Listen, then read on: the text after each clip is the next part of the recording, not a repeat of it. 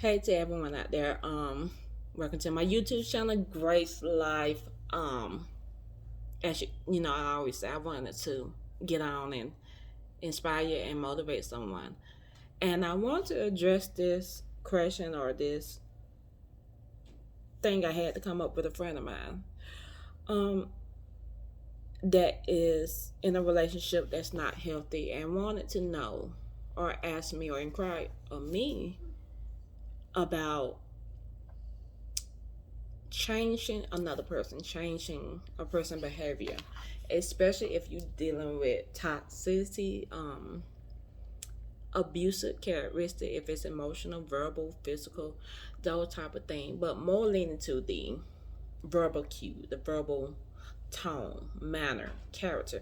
Can I change that person by informing them of their behavior, their actions, um,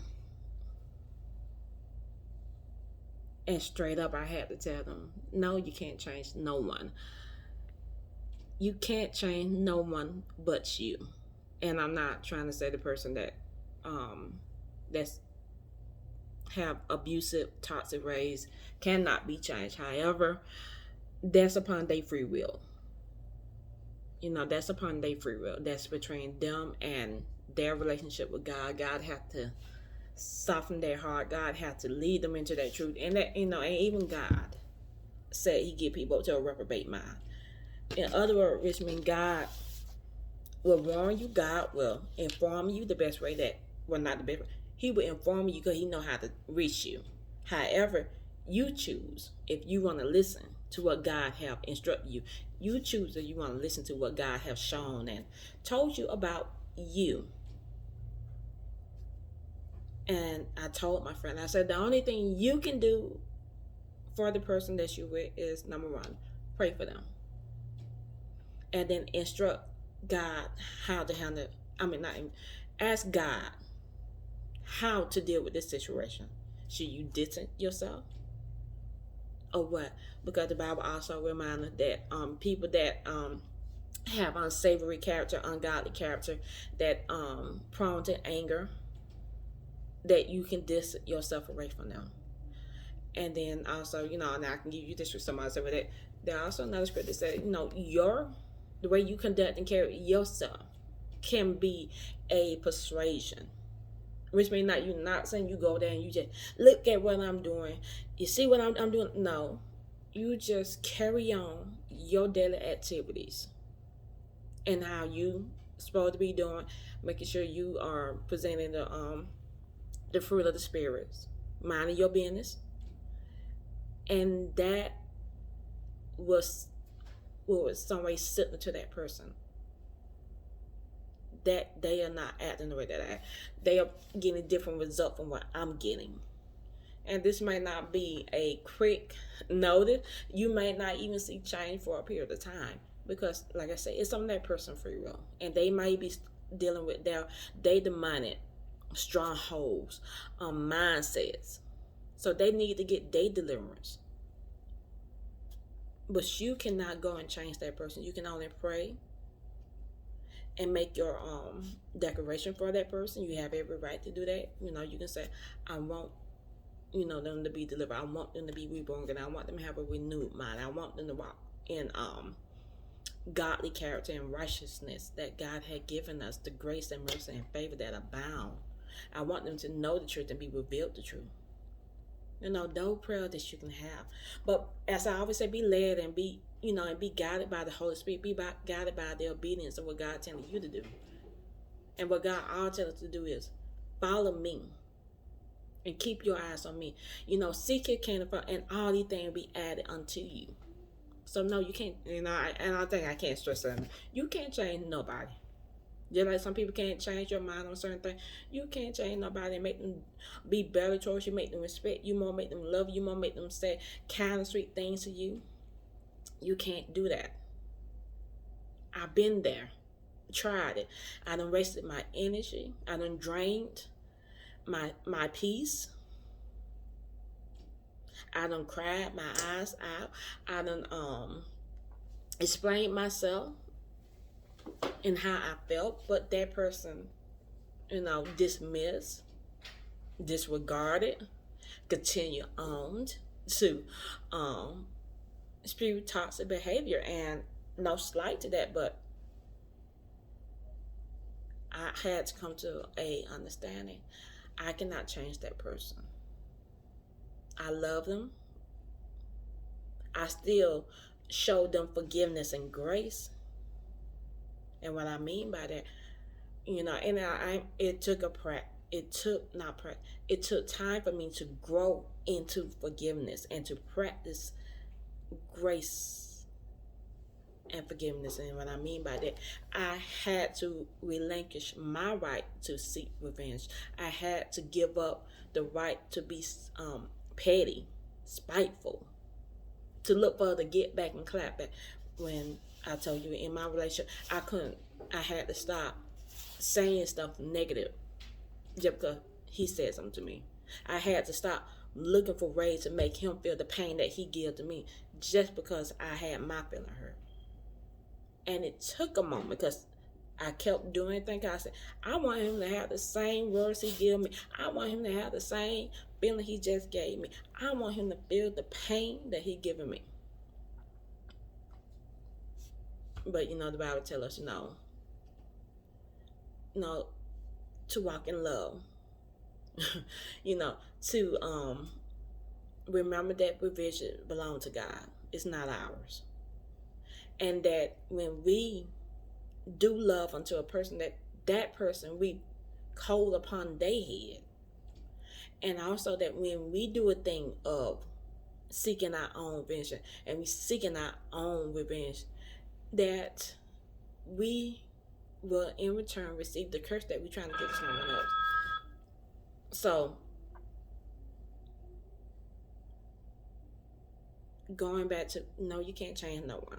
And it's a lot of video, it's a lot of research you can do on this, scientifically, psychology wise, and spiritual wise. No, you cannot change the person. You can only walk in your purpose and allow your walk, your testimony, be the spoken.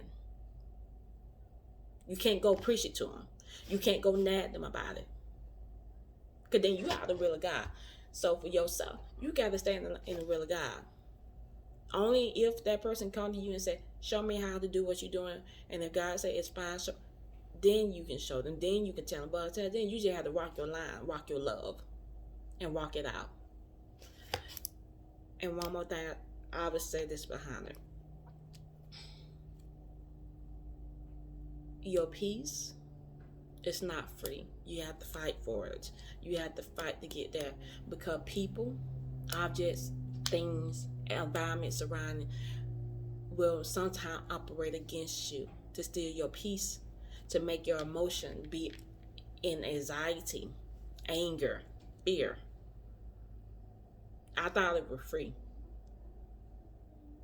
It's free for me to take, but however, I have to work to get there. And when I get there, I have to work to stay there because people come to agitate me.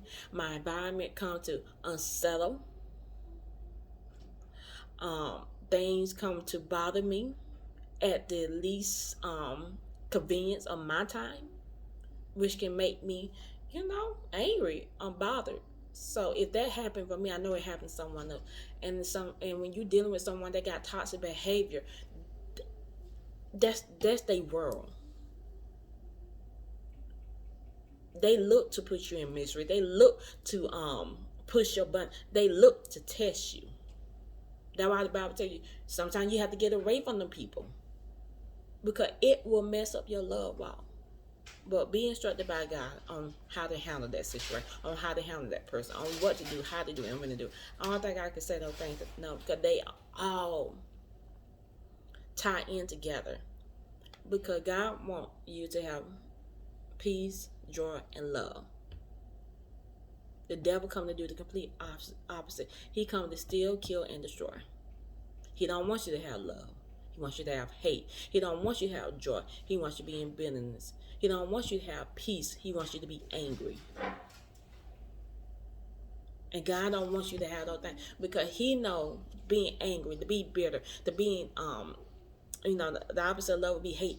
They lead to an unhappy life. They lead to you because you so bitter, because you so hateful, because you so angry that you will want to spread that. And in the complete opposite, those that walk with God, those that have found their true relationship, those that learn to master, achieve, peace, joy, and love, they spread that. You spread what you give off. And I'll say this too.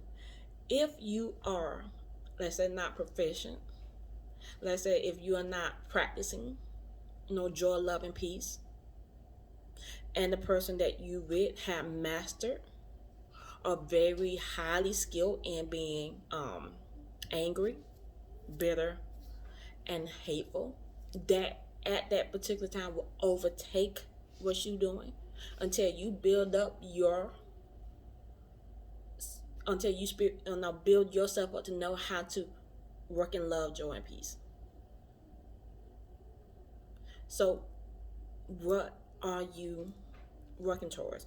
What are you practicing in your life? And you have to renew your mind and know that you can't change no one. You can't go against no one free will. If that person want to be bitter, let them be. If they want to be angry, let them be. If they want to be in unforgiveness, however they want to be, that's not aligned to God, let them be so.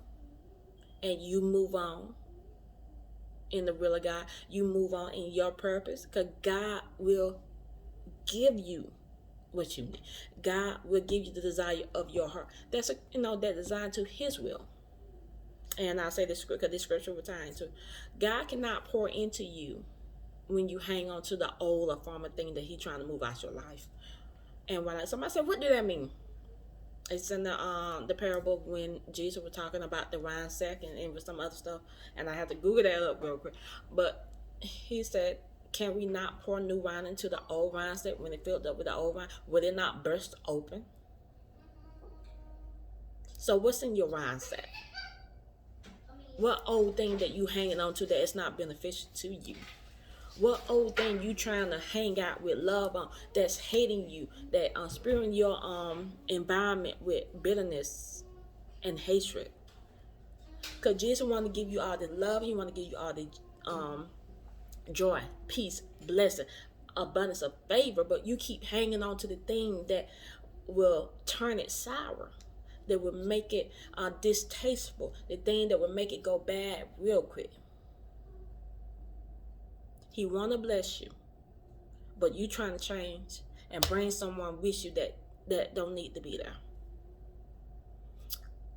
And I want to leave you there. I want you to process that. Think about it. Meditate on it. Ask God, is there anyone in your life, anything in your life that you need to remove,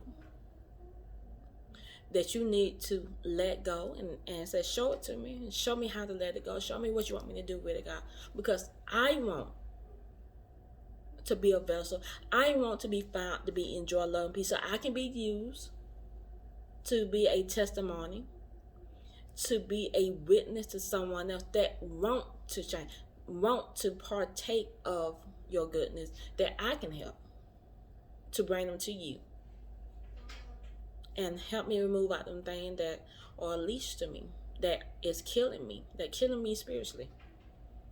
Think about that. And as I always say, walk in love, walk in love, grow in grace, and and keep your faith. Until we meet again, stay blessed.